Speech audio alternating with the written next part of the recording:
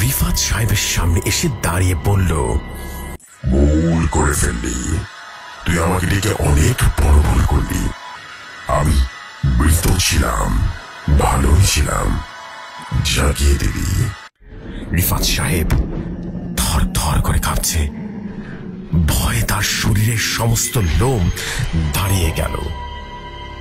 তিনি লক্ষ্য করলেন ধীরে ধীরে অবয়বটা আরো দানবীয় আকার ধারণ করল, আর খুব দ্রুত এসে রিফাত সাহেবের শরীরে প্রবেশ করে বলে উঠল, ভৌতিক দুনিয়া।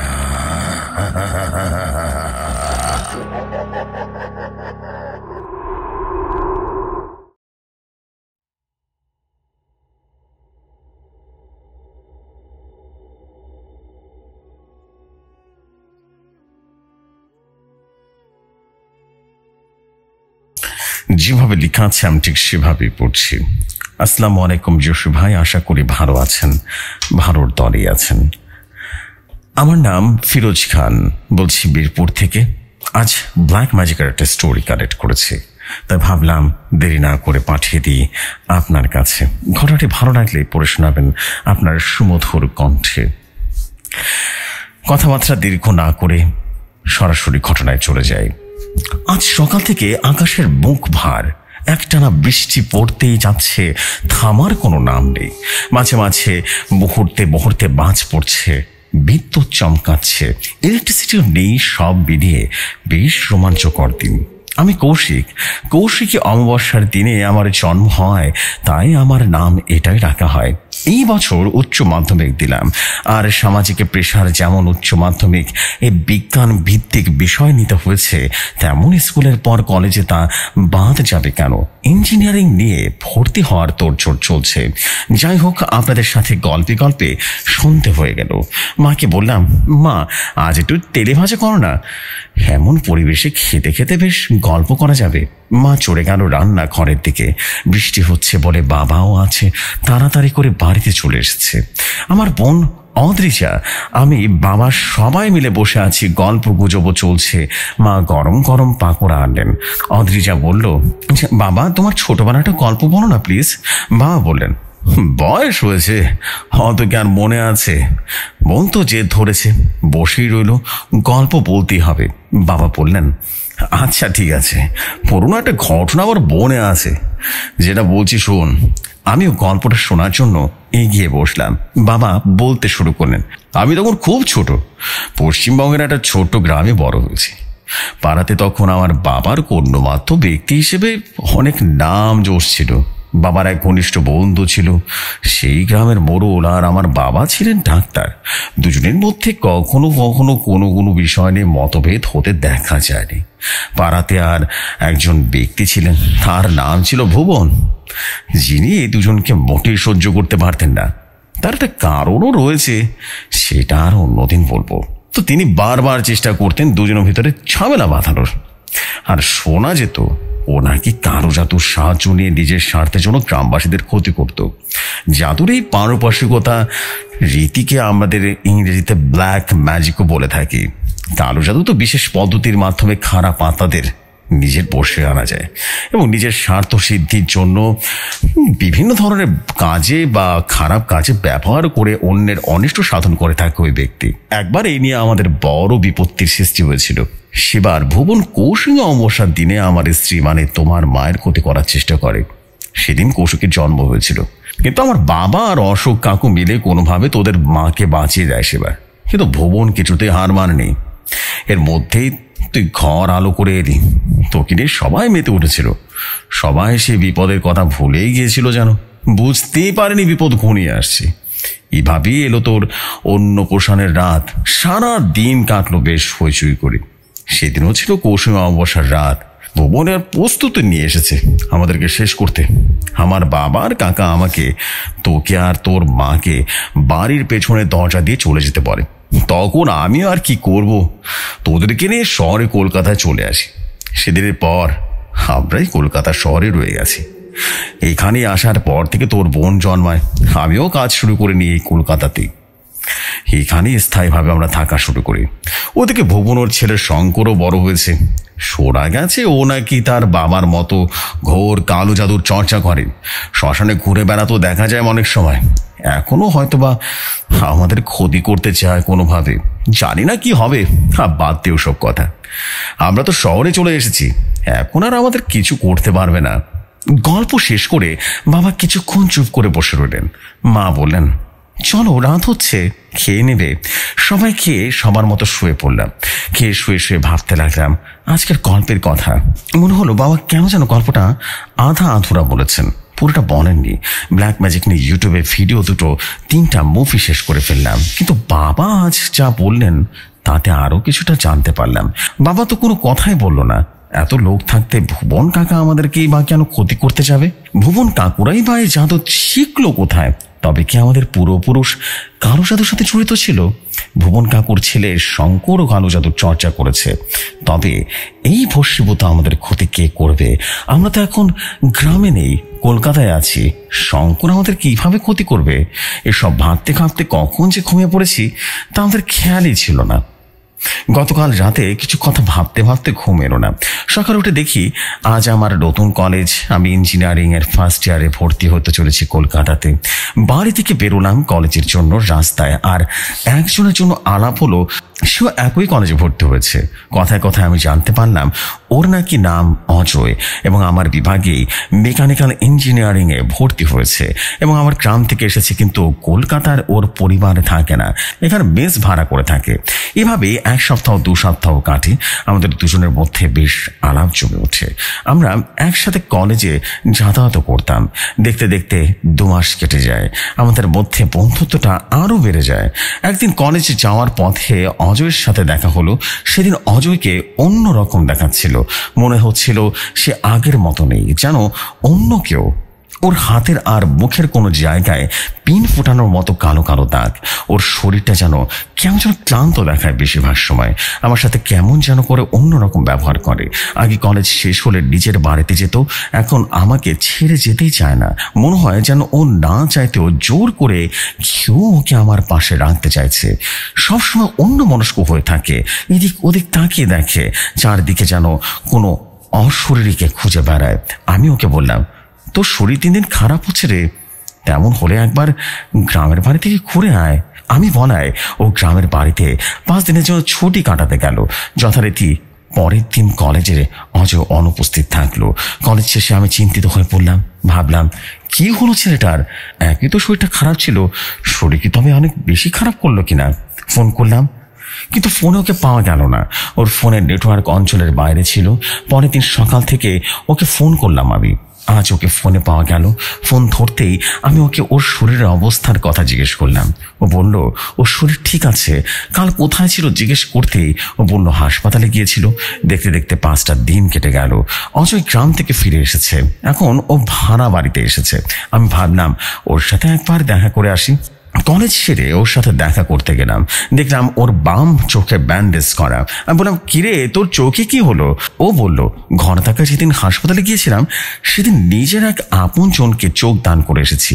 আমি বললাম, তোর কি হয়েছে বল তো? কদিন ধরে অস্বাভাবিক আচরণ করছিস, আর এমন কি হলো তুই তোর চোখ দান করে ফেললি? ও কিছুক্ষণ চুপ করে থাকলো। আমার পশুটা যেন এড়িয়ে যায়। আমি ওর শারীরিক এবং মানসিক অবস্থা দেখে ওকে বেশি একটা প্রশ্ন করলাম না। আমি বললাম, শরীরে এই অবস্থা, তার উপরে তোর চোখ হারালে কি দরকারটা ছিল? চল আমাদের বাড়িতে, ভাড়া বাড়িতে চল। একা থাকলে তোর দেখাশোনা কে করবে বলতো? আমি ওকে আমার বাড়িতে নিয়ে গেলাম। আগে থেকে ওর মানসিক অবস্থা আরো বেশি খারাপ হয়ে গেছে।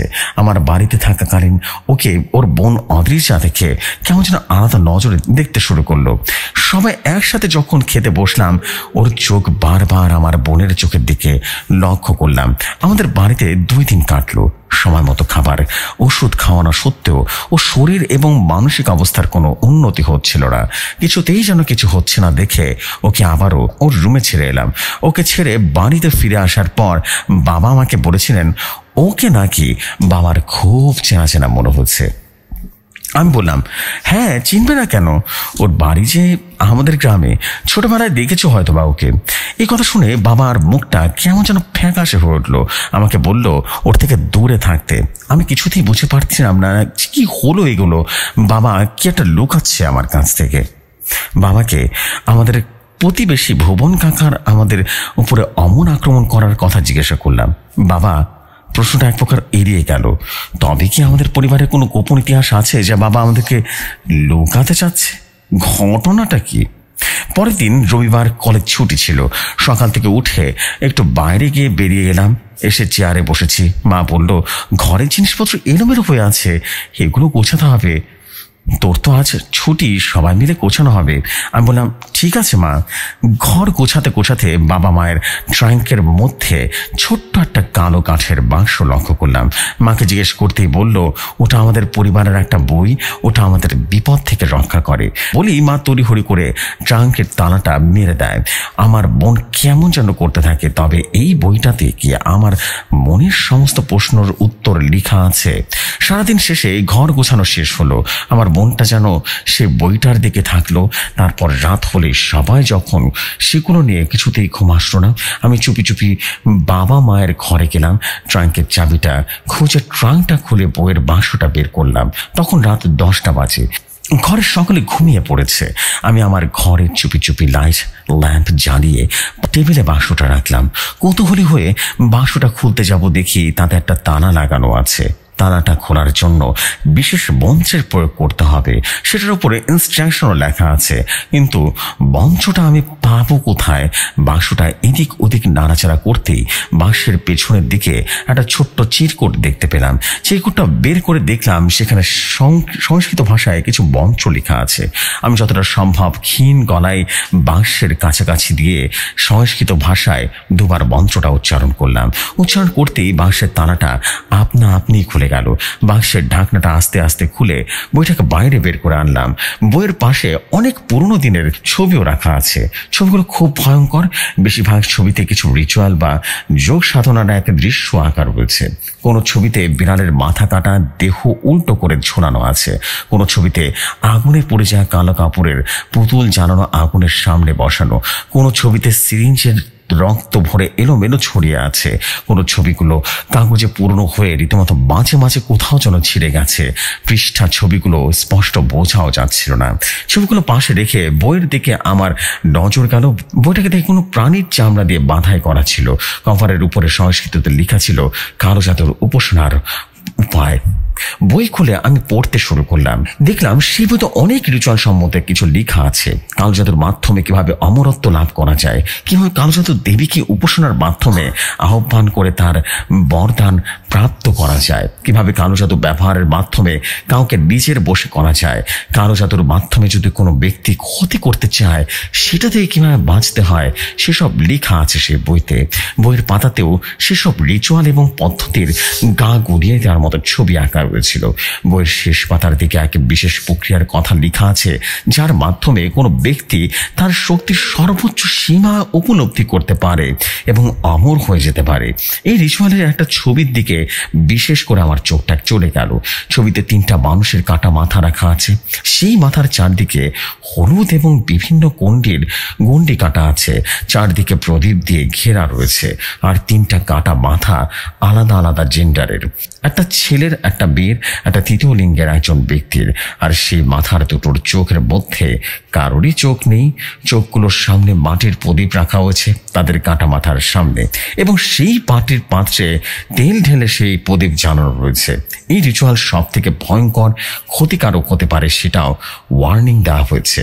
এই চোখবিহীন কাটা মাথা ছেলেটার ছবি দেখে আমার অজয়ের কথা মনে পড়ে গেল। তবে কি শঙ্কর এই রিচুয়াল করার আয়োজন করছে? অজয় অত গ্রামের বাড়িতে গিয়েছিল কদিন আগে, তবে কি ওর আক্রমণ চোখটা তুলে নিয়েছে? আমার ভয় হাত পা কাঁপতে লাগলো। আমি রিচুয়ালে আরো কিছু নিয়ম পড়তে লাগলাম। ওখানে লেখা আছে যে 3টা কাটা মাছের জোগাড় করতে হবে, সেগুলো জ্যান্ত অবস্থায় তাদের চোখ উপরে নিতে হবে। প্রথম পুরুষ যে কোনো ব্যক্তি হতে পারে, কিন্তু দ্বিতীয় যে মহিলার মাথা জোগাড় করতে হবে সেই মহিলা এই রিচুয়াল পালনকারীর বংশে একমাত্র মেয়ে হওয়া যায়। আর তৃতীয় মাথাটা একজন তৃতীয় লিঙ্গের হওয়া যায়। কৌশিকী অমাবস্যার রাত 1টার সময় উপাসনা করতে হবে। কালো জাদুর দেবীর মূর্তির সামনে। উপাসনার কোনো রীতিনীতি ভুল হলে অমরত্ব লাভের বদলে মৃত্যু হতে পারে, আর সমস্ত খারাপ আত্মা উপাসনাকারী দেহ থেকে ছিঁড়ে খেয়ে নেবে। বইয়ের পাতায় এই লাইনটা পড়ে শেষ করতে না করতে হঠাৎ করে আমার টেবিল ল্যাম্প নিভে গেল। আমি হতভম্ব হয়ে টেবিলে বসে থাকলাম। ফোনের লাইট জ্বালিয়ে চুপি চুপি বইটাকে বাক্সের মধ্যে রেখে দিলাম। বাক্সটা বন্ধ করে আমি আমার ঘরের একটা কোণে লুকিয়ে রাখলাম। তারপর আমি বিছানায় এসে শুয়ে পড়লাম। কারো যত এতটাই ভয়ঙ্কর হবে, তবে কি বাবা মা কখনো আমাদের কানচত নিয়ে কিছু বলেননি? আর আমার বংশ পরম্পরায় চলে আসা এই বই, তার মানে আমাদের পূর্বপুরুষও কি কানচতের সাথে জড়িত ছিল? আর সেই কারণে আমার দাদা মশাইরা আমরা ছোট থাকায় আমাদের কালোজাতের ক্ষতির হাত থেকে বাঁচিয়েছিল। আর সেজন্য আজও পর্যন্ত শঙ্কর বা তার বাবা ভুবন কেউই আমাদের কোনো ক্ষতি করতে পারেনি। এসব ভাবতে ভাবতে রাতে কখন যে ঘুমিয়ে পড়লাম খেয়াল নেই। পরদিন সকালে উঠে হাত মুখ ধুলাম, দেখলাম বাবা খবরের কাগজে হাতে চা নিয়ে বারান্দায় বসে আছে। আমি বাবার কাছে গেলাম, বাবাকে উদাস দেখলাম। বাবা আমায় জিজ্ঞেস করলেন, কিরে বই পড়লি? বই পড়ে কি জানতে পারলি? আমি অবাক হয়ে জিজ্ঞেস করলাম, কোন বই বাবা? বাবা বললেন, আমি জানি কাল রাতে আমাদের ঘর থেকে তুই জাদুর বইটা পেয়েছিলি, তাই না? আমি বললাম, হ্যাঁ বাবা, আমি সব জানতে চাই, আমাকে একটু খুলে বলো না। বাবা বললেন, পড়েছিস তো সব কিছু তো দেখলি, তো কালোটা তো ভয়ঙ্কর, সেই জন্যই আমরা তোদের কখনো জাদুর আশেপাশে আসতে দিইনি। আর তুই জিজ্ঞেস করেছিলি না ভুবন কাকা তার ছেলে শঙ্কর কেন আমাদের উপর আক্রমণ করতো? তবে বলি শোন, আমাদের পূর্বপুরুষ মানে আমার দাদা সবাই কালোজাদু ব্যবহার করত, কিন্তু তারা এই কালোজাদু অন্যের ভালোর জন্য ব্যবহার করত, অন্যের উপকার করার জন্য ব্যবহার করত। আর ভুবন হলো তোর দাদুর নিজের ভাই, আপন ভাই। ছোট থেকে ভুবন যেই থেকে কালোজাদুর বইটা পেয়েছে না এবং পড়েছে, সে ওই কালোজাদু খারাপ পথটা ব্যবহার করা শুরু করেছে। সেই দেখে ভুবনকে আমাদের পরিবার এবং পরিবার থেকে আলাদা করে দেওয়া হয় এবং গ্রাম থেকেও তাড়িয়ে দেওয়া হয়েছিল।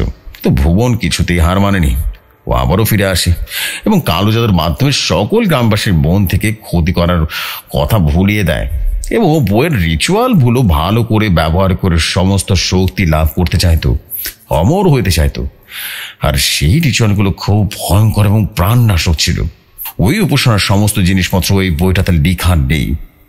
সেটাও অত্যন্ত গোপন হওয়ার কারণে বইয়ের শেষের দিকে দুটি পাতা আমার বাবা ছিঁড়ে গ্রামের ঘরে বাড়ির অনেক নিচে লুকিয়ে রেখেছিলেন। বইয়ের শেষ পাতায় এই রিচুয়ালটাকে কিভাবে আটকানো যায় সেই পদ্ধতি লেখা আছে এবং সেটা আমাদের কাছে আছে। ভুবন বা তার ছেলে শঙ্কর কেউই জানে না ওই বইটাতে সমস্ত নিয়ম লেখা নেই। শুরু তো হয়েছে সে বইটাতে হাতানোর জন্য। ও আমাদের পরিবারের ক্ষতি করতে এবং আমাদের থেকে ওই বইটা ছিনিয়ে নেওয়ার চেষ্টা করতো কালো জাদু প্রয়োগ করে। তাই তো সেদিন তোর বন্ধু অজয়ের এই হাল দেখে আমি তখনই বুঝে গিয়েছিলাম যে শঙ্কর নিশ্চয়ই রিচুয়ালটা করতে নেমে পড়েছে। আর শেষের নিয়মগুলো জানার জন্য আমাদের ঘরে চুরি করার চেষ্টাও করেছে অজয়ের মাধ্যমে। তোর বোনই হলো আমাদের বংশের একমাত্র মেয়ে, তাই অজয় ওই দিনই তোর বোন দিকে নজর দিয়েছিল। আমিও সেটা লক্ষ্য করেছিলাম। আমি সব কিছু দেখে কাউকে কিছু বলিনি, সবাই ভয় পাবে বলে। তোর বোনকে এবার থেকে নজরে নজরে রাখতে হবে। আর ওই বইয়ের নিয়ম দেখে অজয়কে সে শঙ্কর বশ করে রেখেছিল না, আর অজয় শঙ্করকে হাত থেকে রক্ষা করতে হবে। এরপর আর কি, এরপর সেভাবেই আমরা করলাম এবং ভগবানের কৃপায় আমাদের আর কিছুই হয়নি। সো জেপসি ভাই, এটাই ছিল ঘটনা, ব্ল্যাক ম্যাজিকের ছোট একটি ঘটনা। যদি ঘটনাটি ভালো লাগে আপনি আপনার মতো করে পড়ে শোনাবেন ভৌতিক দুনিয়ায়। আশা রাখি এরকম আরো অনেক দারুণ দারুণ সব ঘটনা আমি নিয়ে আসবো। যদি ভালো লাগে পড়ে শোনাবেন। আমি ফিরোজ খান বলছিলাম।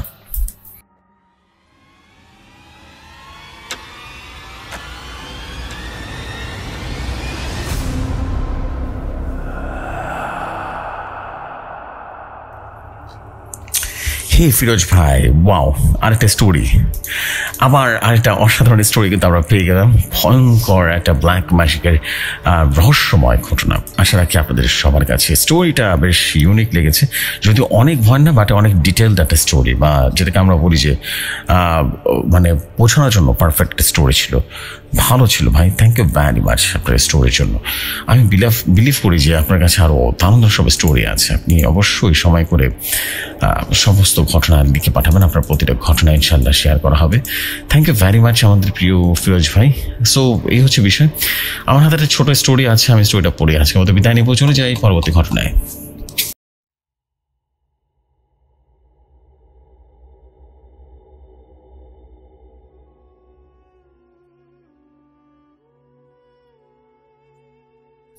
যেভাবে লেখা আছে আমি ঠিক সেভাবেই পড়ছি। আসসালামু আলাইকুম জফরি ভাই, আশা করি ভালো আছেন, ভালোর দাঁড়িয়ে আছেন। আমার নাম নুরুল হক। ভৌতিক দুনিয়া পাঠানো এটাই আমার প্রথম কোনো ঘটনা। যদি ঘটনাটি আপনার কাছে ভালো লাগে বা বোধগম্য হয় যে ঘটনাটি শেয়ার করা যায়, তাহলে শেয়ার করে দিন। আশা করি ঘটনাটি ভালো লাগবে। কথাবার্তা দীর্ঘ না করে আমি আমার পরিচয় সম্পূর্ণ গোপন রেখে ঘটনাটি শেয়ার করছি। মৌসুমী বৃষ্টির পর গ্রামটা মাটি তখন ভেজা, বাতাসে ভাসছিল মাটির গন্ধ আর কাশফুলের বৃষ্টির সুবাস। চরকল গ্রামের সবাই যেন এক গভীর বিষাদে ডুবে গেছে। আব্দুল করিম মারা গেছেন 65 বছর বয়সে। হৃদরোগ আক্রান্ত হয়ে সকালবেলা ঘুমের মধ্যেই চলে গেছেন। গ্রামের সবার কাছে তিনি ছিলেন করিম চাচা, শান্ত, ধার্মিক, পরোপকারী মানুষ। 5 ওয়াক্ত নামাজের পাশাপাশি জামাতে নামাজ পড়ার জন্য কখনো কখনো মসজিদে অনুপস্থিত থাকতেন না। করিম চাচার বাড়ির আঙিনা ভরে গেছে শোকাহত মানুষে। তার স্ত্রী জাহানারা বিবি কান্নায় ভেঙে পড়েছেন। ছেলে রফিকুল আর মেয়ে শিরিন বাবার মৃত্যুর শোকে নিষ্পৃত। গ্রামের বরুণ হাফিজ উদ্দিন সবাইকে শান্ত করার চেষ্টা করছেন। এটা আল্লাহর ইচ্ছা রফিকুল।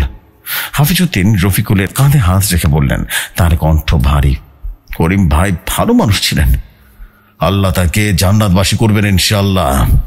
রফিকুল চোখ মুছে বলল, হ্যাঁ হাফিজ চাচা, কিন্তু বাবা তো চলে গেল, বাড়িটা যেন খালি হয়ে গেল। মাগরিবের আজানের পর জানাজার নামাজের আয়োজন করা হলো। গ্রামের পুরুষরা সবাই মিলে করিম চাচার লাশ মসজিদের সামনে খোলা মাঠে নিয়ে এলো। লাশ সাদা কাফনের মধ্যে মোড়ানো, চারপাশে ভিড় জমেছে। কেরোসিনের আলোয় মাঠের অর্ধেকটা আলোকিত, বাকিটা ঘন অন্ধকারে ঢাকা। বাতাস হঠাৎ করে জোরে বইতে লাগলো। কেরোসিন ল্যাম্পের শিখা নেভার উপক্রম হলো। কয়েকজন তাড়াহুড়ো করে ল্যাম্প চেক করলো। ইমাম সাহেব তাড়ালেন। সবাই কাতার বেঁধে দাঁড়িয়ে গেল। নিস্তব্ধতা ভেঙে ইমাম সাহেবের কণ্ঠে ধ্বনিত হলো, আল্লাহু আকবার। জানাজার নামাজ শুরু হলো। প্রথম তাকবীর, সবাই হাত বাঁধল। দ্বিতীয় তাকবীর, দোয়া পড়া শুরু হলো। তৃতীয় তাকবীর, গভীর একাগ্রতায় সবাই মগ্ন। ঠিক তখনই ঠক ঠক ঠক ঠক করে একটা আওয়াজ হলো। একটা স্পষ্ট কিন্তু একই সাথে অস্পষ্ট হলো শব্দটা। কেউ যেন চোখ খুলে তাকালো। শব্দটা যেন লাশের দিক থেকে আসছে। ঠক ঠক ঠক ঠক করে আওয়াজটা হলো। এবার শব্দটা আরো স্পষ্ট। অনেকের কপালে চিন্তার ভাঁজ পড়ল। নামাজের মনোযোগ দিতে গেলেও কানটা শব্দের দিকে ঝুঁকে থাকলো। ইমাম সাহেব চতুর্থ তাকবীর দিলেন, আসসালামু আলাইকুম ওয়া রাহমাতুল্লাহ, এই বলে সালাম ফিরালেন। নামাজ শেষ। সবাই সালাম ফিরিয়ে মুখ ফিরালো লাশের দিকে। হঠাৎ এক তীক্ষ্ণ চিৎকার ভেসে এলো। মৃতদেহ বহনকারী যুবক হাবিবের গলা থেকে বেরিয়ে এলো সেই আর্তনাদ, উ আহ এভাবে করে শব্দ হলো। সবাই তাকিয়ে দেখলো সাদা কাফনের নিচ থেকে একটা হাত বেরিয়ে আসছে। শুকনো, রক্ত শূন্য, কিন্তু স্পষ্ট নড়ছে। হাত কাফনটা টানাটানি করতে লাগলো। কাফনের কাপড় আলগা হয়ে গেল। বাবা! রফিকুলের কণ্ঠ যেন অবিশ্বাস আর আতঙ্কে ভরা। লাশের মুখের উপরে কাফনটা এদিক থেকে ওদিকে সরে গেল। সবাই স্তব্ধ, রক্তহীন হয়ে গেল। করিম চাচার চোখ খোলা, চোখ দুটো গভীর কালো গর্তের মতো, কিন্তু তাতে কোনো প্রাণের চিহ্ন নেই। শুধু একটা অবর্ণনীয় ফাঁকা ভাব। চোখ দুটো শুকনো ফাঁকা, আর তার মুখে একটা বিকৃত বিভৎস হাসি। আল্লাহ আল্লাহ আল্লাহ! জাহানারা বিবি হাঁপাতে হাঁপাতে পিছনে হাঁটতে লাগলেন। চোখ দুটো যেন বিস্ফারিত। লাশটা হঠাৎ করে সোজা হয়ে উঠে বসলো। গোটা মাঠে আর্তনাদ ছড়িয়ে পড়লো। মানুষ ভয় ভয় পেছনে ছুটে দিল। তখনই মানুষ বলা শুরু করলো, ওই যে করিম চাচা উঠে বসলো, ভূত ভূত হয়ে গেছে, ও আল্লাহ রক্ষা করো, আল্লাহ ও আল্লাহ রক্ষা করো। ইমাম সাহেব কাঁপতে কাঁপতে এগিয়ে গেলেন। কে আছো রহিম ভাই, তুমি কি? সোজা হয়ে উঠে থাকা মৃতদেহের মাথাটা ধীরে ধীরে ঘুরে দাঁড়ালো। সে ফাঁকা কালো চোখ দুটো ইমাম সাহেবের দিকে স্থির হয়ে তাকালো। ঠোঁটের কোণে একটা অদ্ভুত হাসিটা আরো বড় হয়ে গেল। একটা গম গম করার শব্দ বের হলো তার গলা থেকে, যেন পাথর ঘষে উঠেছে।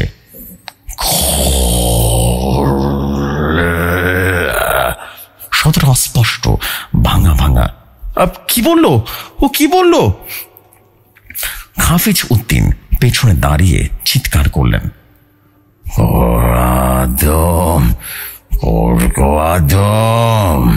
আবার কম কমে আওয়াজ, এবার আরো স্পষ্ট। তারপর অসম্ভব দ্রুত গতিতে মৃতদেহটা উঠে দাঁড়ালো। কাফনের কাপড় খসে পড়লো। নিচে তার পরনের ধুতি আর গেঞ্জি দেখা গেল, কিন্তু শরীর দেখে মনে হলো শুকনো কাঠ, ত্বক শুষ্ক, পাংশু বর্ণ। ও! হাবিব আবার চিৎকার করে পেছনে দাঁড়ালো, আর করিম চাচার দেহটা হঠাৎ করে এগিয়ে গেল। তার হাঁটার ভঙ্গিরা ছিল অস্বাভাবিক, পা দুটো যেন শক্ত হয়ে গেছে। কোমরে কোনো নড়াচড়া নেই, শুধু পা দুটো টান টান করে ফেলে এগোচ্ছে। সবাই ছত্রভঙ্গ হয়ে ছুটতে লাগলো। কেউ বসিতে ঢুকলো, কেউ পেছনের টলিতে। ইমাম সাহেব দাঁড়িয়ে থাকতে পারলেন না, ভয়ে কাঁপতে কাঁপতে পেছনে হাঁটলেন। রফিক পাগলের মতো চিৎকার করলো, বাবা, এটা কি হচ্ছে? থামো বাবা! কিন্তু মৃতদেহটা তার দিকে ঝুঁকল না, বরং যুবক হাবিবের দিকে এগিয়ে গেল, যে লাশ বহন করতে এসেছিল। হাবিবের হাত পা কাঁপতে লাগলো, সে জায়গায় আটকে গেছে। দূর হ! হাবিব দু হাত বাড়িয়ে পড়ল, চোখে আতঙ্ক। মৃত করিম চাচা তার কাছাকাছি পৌঁছাতে হাত বাড়ালো। হাতটা শুকনো, নখগুলো অস্বাভাবিক লম্বা আর বয়লা। সেটা হাবিবের গলার দিকে এগিয়ে এলো। না, ছেড়ে দে আমাকে! হাবিবের চিৎকার করে উঠল। ঠিক সেই মুহূর্তে গ্রামের এক সাহসী যুবক সোহেল লাঠি হাতে নিয়ে এগিয়ে এসে মৃতদেহটার পিঠে জোরে আঘাত করলো। ঠাস করে শব্দ হলো। শব্দটা হলো যেন শুকনো কাঠে লাঠি পড়ার মতো। মৃতদেহটার সামনে ঝাঁকুনি খেলো, কিন্তু থামলো না। তার হাতটা হাবিবের গলায় এসে ঠেকলো। স্পর্শ পেতেই হাবিব আর্তনাদ করে উঠল, যেন তাকে জ্বলন্ত লোহার দণ্ড দিয়ে ছুড়ে দেওয়া হয়েছে। সে পেছনে লাফিয়ে দিয়ে পড়ল আর গলায় হাত চেপে ধরে আর্তনাদ করতে লাগলো। ওকে ধরো, বেঁধে ফেলো! হাফিজউদ্দিন চিৎকার করলেন। কয়েকজন যুবক সাহস করে এগিয়ে এলো। তারা মৃত করিমের হাত পা ধরে টানাটানি করলো, কিন্তু শরীরটা ছিল আশ্চর্যজনক রকম ভাবে শক্ত আর ভারী। আল্লাহ, এত ঠান্ডা! কিন্তু বরফের মতো ঠান্ডা! একজন চিৎকার করে উঠল। হঠাৎ মৃত করিমের মাথা এক ধাক্কায় ঘুরে গেল এক যুবকের দিকে। মুখটা তার কানের কাছাকাছি চলে এলো। সেই ফাঁকা চোখের দিকে তাকিয়ে যুবক চিৎকার করে পেছনে ছিটকে পড়ল। তারপর মৃত করিমের মুখ খুলল, গভীর গহ্বরের মতো। গলা থেকে আবারও সেই গমগমের শব্দ। খাবো, সবাইকে খাবো! এক বিকট গন্ধ ছড়িয়ে পড়ল চারপাশে। মৃতদেহের পচনের গন্ধের চেয়ে ভয়ঙ্কর তাতে মিশে থাকা রক্ত আর মাটির গন্ধ। সবাই ভয় পিছনে হাঁটা শুরু করলো। মৃত করিম আর কাউকে আক্রমণ করলো না। সে ধীরে ধীরে মাঠের অন্ধকারের দিকে পা বাড়ালো, আর তার পায়ের শব্দ ঠক ঠক ঠক ঠক। রাতের নিস্তব্ধতা ভয়ঙ্কর ভাবে ধ্বনিত হতে লাগলো। সে গ্রামের দিকে না গিয়ে উল্টো দিকে পাশের বটগাছের দিকে এগিয়ে গেল। বটগাছের নিচে একটা পুরনো কুয়া ছিল, অনেক দিনের পরিত্যক্ত। সবাই দূর থেকে তাকিয়ে রইল। মৃত করিম কুয়ার ধারে গিয়ে দাঁড়ালো। তারপর একবার পেছনে ফিরে তাকালো। সেই ফাঁকা কালো চোখ যেন গ্রামের দিকে একবার বিদ্যুৎ গতিতে বুড়িয়ে নিল। মুখে আবারও সে বিকৃত হাসি। তারপর সে সামনের দিকে ঝুঁকে পড়ল এবং কুয়াশার অন্ধকার নেমে এলো। নিচে থেকে কোনো শব্দ এলো না। গ্রামবাসীরা দূর থেকে তাকিয়ে রইল। কেউ কথা বলার সাহস পেল না। শুধু বাতাসে ভেসে বেড়ালো ভয় আর অবিশ্বাসের ভারী চাপ। ও নেমে গেল? রফিকুল কাঁপা গলা জিজ্ঞেস করলো। হ্যাঁ। হাফিজউদ্দিনের গলাটা শুকনো। কই নেমে গেছে মনে হয়। জানারা বিবি অজ্ঞান হয়ে পড়লেন। হাবিব তখনও গলায় হাত রীতিমতো চেপে ধরে কাঁপছিল। তার গলায় যেখানে মৃত করিম স্পর্শ করেছিল সেখানে কালো কাপড়ে পড়ে যাওয়ার মতো দাগ দেখা গেল। ডাক্তার দরকার! সে ফিসফিস করে বলল। জ্বালা করছে, ভেতরে জ্বালা করছে। গ্রামের ডাক্তার আলমগীর তাকে দেখে বললেন, এটা কোনো রাসায়নিক পোড়া নয়, এটা আমি জানি নাকি। সবাই বুঝতে পারলো এটা কোনো স্বাভাবিক ঘটনা নয়। করিম চাচার লাশ কোনো অজানা ভয়ঙ্কর কিছুর বাহক হয়ে ফিরে এসেছিল এবং সে নেমে গেছে কুয়োর ভেতরে।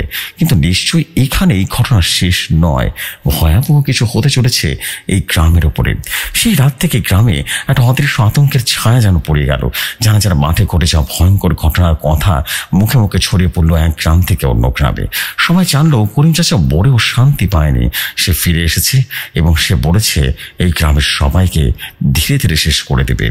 কুয়োর দিকে কেউ যেতে সাহস পাচ্ছিল না। দিনের বেলাতেও সেখানে এক অশুভ ঠান্ডা হাওয়া বয়ে যেত। রাত হলেই কুয়া থেকে মাঝে মাঝে অস্পষ্ট শব্দ ভেসে যেত। কেউ কেউ বলল যেন নখ দিয়ে পাথর আছড়ানোর শব্দ, কেউ বলল গম গমানি। 3 দিন কেটে গেল। চতুর্থ দিনে হাবিবের অবস্থা খারাপ হতে লাগলো। গলার কালো দাগটা আরো কালো হয়ে গেল, ছড়িয়ে পড়তে লাগলো। সে প্রচন্ড জ্বরে ভুগতে লাগলো, প্রলাপ ভুগতে লাগলো। আর সে বারবার বলছিল ওই হাত, ওই ঠান্ডা হাত ভেতরে ঢুকে যাচ্ছে। সে আর্তনাদ করতো আর বলতো খিদে পেয়েছে, আমার অনেক খিদে পেয়েছে, অনেক খিদে পেয়েছে। তারপর এক রাতে হাবিব নিখোঁজ হয়ে যায়। তার বিছানা খালি পড়ে থাকে। বাড়ির লোকেরা খুঁজে বেড়ালো, কোথাও কোনো চিহ্ন নেই। পরদিন সকালে গ্রামের পাশের আম বাগানে এক ভয়ঙ্কর দৃশ্য আবিষ্কৃত হলো। হাবিবের লাশ, কিন্তু সেটা স্বাভাবিক মৃতদেহের মতো ছিল না। গলা পর্যন্ত ফুলে ফেপে একেবারে বিকৃত অবস্থা, মুখ খোলা, চোখ দুটো উল্টো দিকে ঘোরানো, আর তার বুকে একটা বিশাল ক্ষত, যেন কোনো হিংস্র জন্তু নখ আর দাঁত দিয়ে ছিঁড়ে খেয়ে গেছে। ভিতরে কিছু অঙ্গ প্রত্যঙ্গ উধাও। গ্রামে আতঙ্ক ছড়িয়ে পড়ল।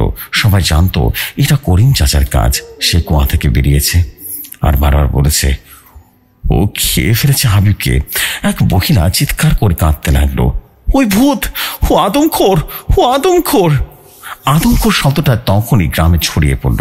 করিম চাচা আর করিম চাচা নেই, সে এখন আতঙ্কর হয়ে গেছে। মানুষকে কো হাফিজউদ্দিন গ্রামবাসীদের ডেকে জরুরি বৈঠক করলেন।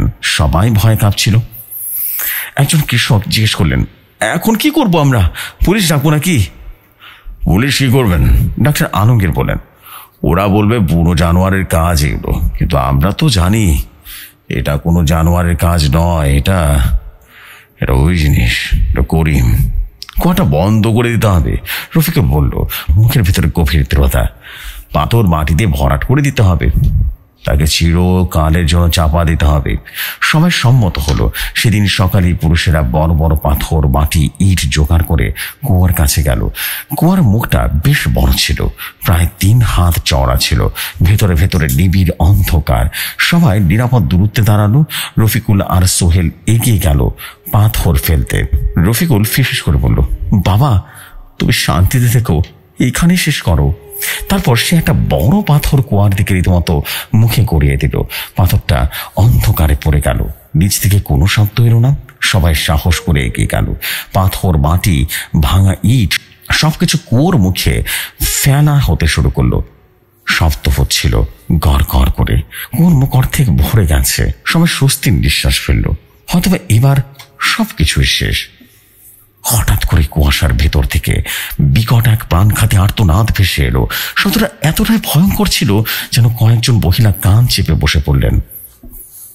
বিভৎস একটা আওয়াজ। তারপর কুয়ার অর্ধেক ভরা মুখে ফেলা পাথরগুলো নড়ে উঠল, যেন নিচ থেকে কেউ ধাক্কা দিচ্ছে। একটা বড় পাথর উল্টো দিকে গড়িয়ে পড়ল। ওই তো বেরোতে যাচ্ছে, সোহেল চিৎকার করে উঠল। সবাই পিছু হাঁটলো। পাথর আর জোরে জোরে নড়তে লাগলো, আর একটা ইট উল্টো করে ছিটকে বেরিয়ে এলো। তারপর একটা হাত বেরিয়ে এলো ভাঙাচোরা পাথরের ফাঁক করে। শুকনো, মলিন, লম্বা নখওয়ালা হাত, করিম চাচার হাত। হাতটা আশেপাশের পাথর সরাতে লাগলো, যেন কোনো শক্তিশালী প্রাণী মাটির নিচ থেকে বেরিয়ে আসার পথ তৈরি করছে। আল্লাহ, ও বেরিয়ে আসবে! হাফিজউদ্দিন চিৎকার করলেন, আরো পাথর দে, দ্রুত পাথর দে, জলদি দে। সবাই আরো পাথর ফেলতে লাগলো, কিন্তু আরো জোরে, আরো বেশি শব্দ হলো। কুয়াশার ভেতর থেকে গর্জন ভেসে এলো, বিভৎস গর্জন। সেই হাতটা দ্রুত পাথর সরাচ্ছিল, কিন্তু উপর থেকে পড়তে থাকা পাথরের চাপে তাকে কিছু পিছু হাঁটতে হচ্ছিল। দুপুর গড়িয়ে গেল। শেষ পর্যন্ত প্রচুর পাথর আর মাটি ফেলে কুয়ার মুখ সম্পূর্ণ বন্ধ করে দেওয়া হলো। উপরে মাটি চাপা দিয়ে শক্ত করে দুমড়ে মুচড়ে দেওয়া হলো। সবাই ক্লান্ত, ঘরমাক্ত, কিন্তু আতঙ্কে কাঁপছিল সবাই। নিচ থেকে কারো কোনো শব্দ আসছিল না। এবার নিশ্চয়ই, রফিকুল বলল, কিন্তু তার কণ্ঠে কোনো আস্থা ছিল না। সন্ধ্যায় সবাই নিজ নিজ বাড়িতে ফিরে গেল। দরজা জানালা শক্ত করে বন্ধ করে দিল। রাতে গ্রামে নেমে এলো গা ছমছম করা এক নিস্তব্ধতা। রফিকুল তার মা আর বোনকে নিয়ে বাড়িতে গেল। রাত গভীর হতে লাগলো। বাইরে শুধু জোনাকির আলো আর প্যাঁচার ডাক। হঠাৎ করে শুরু শুরু শব্দ হলো। দরজার নিচ দিয়ে ফাঁকা দিয়ে কে যেন হাত রাখছে। রফিকুলের ঘুম ভেঙে গেল। সে শুনল সেই শব্দটা। তারপর একটা আওয়াজ, নখ দিয়ে কাঠের দরজা আঁচড়ানোর শব্দ। ক্রিক ক্রিক ক্রিক করে শব্দটা হলো। রফিকুল ধীরে ধীরে উঠে বসলো। হৃৎপিণ্ড দ্রুত স্পন্দিত হলো। সে জানালার ফাঁক দিয়ে বাইরে তাকালো। বাইরে ঘন অন্ধকার, কিন্তু দরজার সামনে একটা অস্পষ্ট কালো ছায়া দাঁড়িয়ে আছে। খুব লম্বা, খুব শীর্ণ। ক্রিক ক্রিক করে শব্দ হলো। নখ আঁচড়ানোর মাত্র অবিরাম শব্দ হচ্ছিল। তারপর একটা কম কমে আওয়াজ ভেসে এলো দরজার কাছ থেকে, রফিকুল, দরজাটা খোল, বাবা এসেছে। কণ্ঠটা করিম চাচার মতো, কিন্তু তার চেয়ে গভীর ভাপা। তাতে অমানসিক কোথার গন্ধ মাখানো ছিল। রফিকুলের গা শিউরে উঠল। সে পেছনে হাঁটলো। দরজা খোল বেটা, খিদে পেয়েছে, ভীষণ খিদে পেয়েছে। জানানা বিবি আর শিরিনও জেগে উঠেছিল। তারাও প্রচন্ড ভয় ভয় কাঁপছে। ও এসে গেছে, জানানা রীতিমতো ফিসফিস করে বললেন। দরজায় ধাক্কা পড়লো। ঠক করে শব্দ হলো। তারপর আরো জোরে ধাক্কা, ঠক। দরজা কাঠ ফাটার আওয়াজ হলো। রফিকুল তড়িঘড়ি করে আলমারি টেনে দরজার সামনে চাপা দিতে গেল, কিন্তু তখনই ব্যাং করে শব্দ হলো। দরজা টানাটি ভেঙে গেল। দরজাটা খুলে গেল।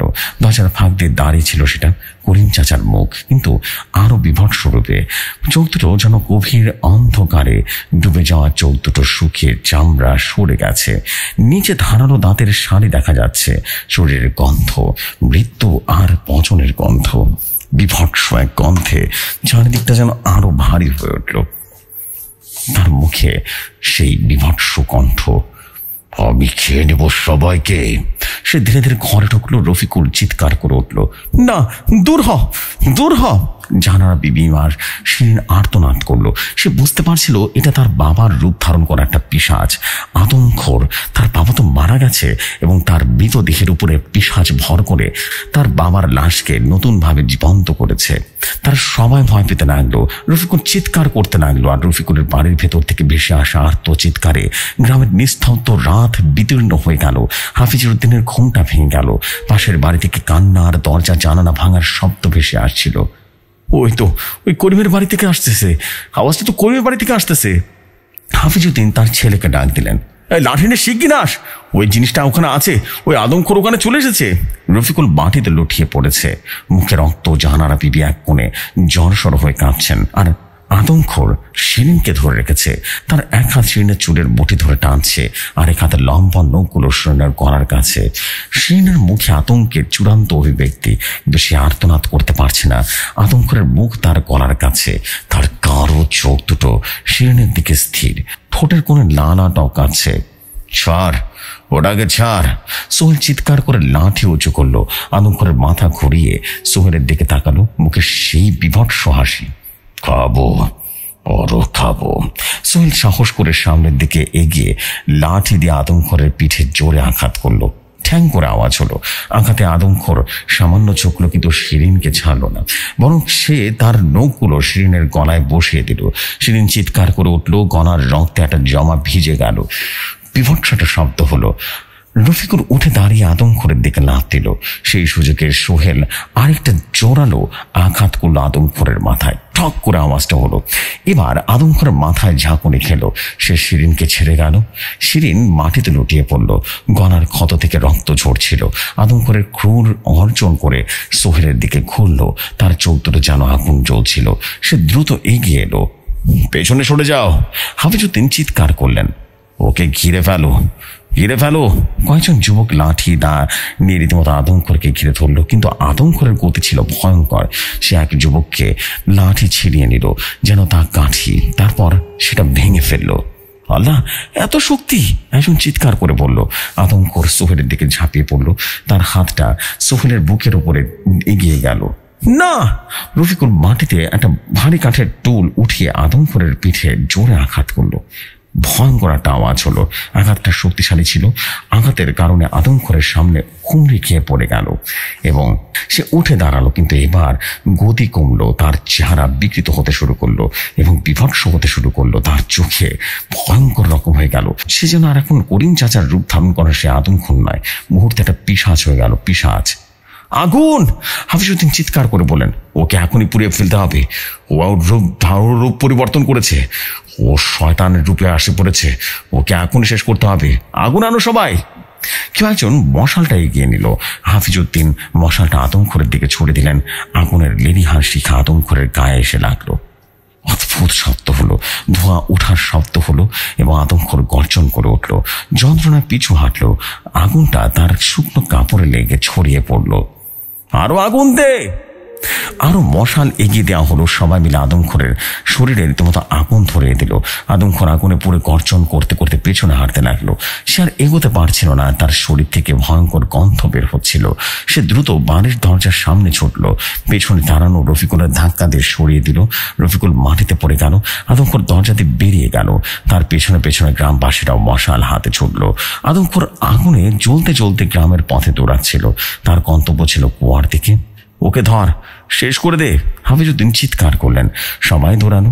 আদমখোরের গতি আগের চেয়ে অনেক কম এবং আগুনে তার ক্ষতি হয়েছে। সে কুয়োর কাছে পৌঁছে পিছু ফিরে তাকালো এবং তার শরীরে অনেক জায়গায় আগুন জ্বলছিল। সে আগুনের আলোয় তার বুকটা আরো ভয়ঙ্কর দেখাচ্ছিল। ফাঁপা চোখ দুটো গ্রামবাসীর দিকে তাকালো। খাবো, সবাইকে খেয়ে ফেলবো। তারপর সামনের দিকে ঝুঁকে পড়লো এবং আগুন জ্বলতে জ্বলতে সে অন্ধকারের কুয়ায় ঝাঁপ দিয়ে পড়লো। গ্রামবাসীরা কুয়োর ধারে গেল। নিচে আগুনের লাল আভা দেখা যাচ্ছিল। ধোঁয়া উঠছিল। গমগমে গর্জন আর আর্তনাদ ভেসে এলো। ক্রমশ ক্ষীণ হতে হতে শেষে সব নিস্তব্ধ হয়ে গেল।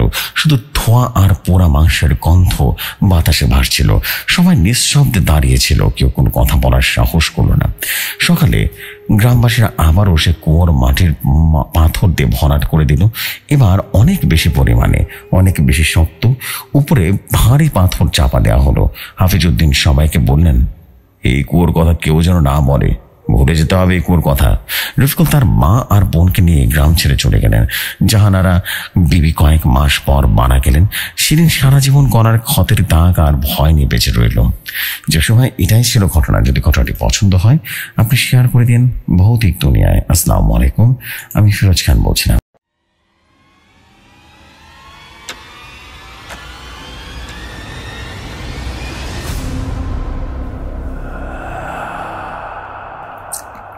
And this is it. আমরা কিন্তু শুনে ফেললাম আজকে ফিরোজ ভাইয়ের স্টোরি। সবসময় দারুণ স্টোরি দেখেন তিনি। এটা বলতে হবে, সরি ফিরোজ ভাই বলছি, আমাদের নুরুল ভাইয়ের ঘটনা, নুরুল হক ভাইয়ের ঘটনা। আশা করছি ঘটনাটা আপনাদের কাছে কিন্তু ভয়ঙ্কর সুন্দর লেগেছে। বিকজ স্টোরিটা অসম ছিল, বলতে হবে ক্রিপি টাইপের একটা স্টোরি ছিল এবং ইন্টারেস্টিং একটা ভাইব নিয়ে ঘটনা লেখা হয়েছিল। থ্যাংক ইউ ভেরি মাচ আপনার এই বিউটিফুল স্টোরির জন্য। অ্যান্ড আই বিলিভ সবার কাছে স্টোরি অসম্ভব রকম ভালো লেগেছে। আপনারা কিন্তু যাদের কাছে আপনাদের কাছে ঘটনা ভালো লাগে আপনারা খুব দ্রুত কমেন্ট করে ফেলবেন। আপনাদের কমেন্টের অপেক্ষা থাকে, খুব ভালো লাগে আপনাদের কমেন্টগুলো পড়তে। সো আপনাদেরকে বলবো আপনারা সবসময় কমেন্ট করে ইন্সপায়ার দেবেন। This is the fact. আপনারা যদি চান ভৌতিক দুনিয়া আপনারা ঘটনা পাঠাবেন, আপনারা কিন্তু ঘটনা পাঠাতে পারেন। অ্যান্ড নিশ্চয়ই জানেন ঘটনা পাঠানোর কিন্তু তার ওয়ে আছে, উইচ ইজ ইমেল আইডিটা হচ্ছে ভৌতিকদুনিয়া@gmail.com। I repeat BHOUTIKDUNIA@gmail.com। ঠিক ইমেলে ঘটনা সেন্ড করে দেবেন। আপনাদের ঘটনা অপেক্ষায় থাকি সবসময় এবং সামনে অপেক্ষায় থাকবো। This is the fact. আর দেরি করবো না, আমি চলে যাচ্ছি। পরবর্তী এপিসোডে বা আগামীকালের এপিসোডে আপনাদের সাথে কথা হবে। তখন ভালো থাকুন, সুস্থ থাকুন। আসসালামু আলাইকুম, শুভরাত্রি সবাইকে।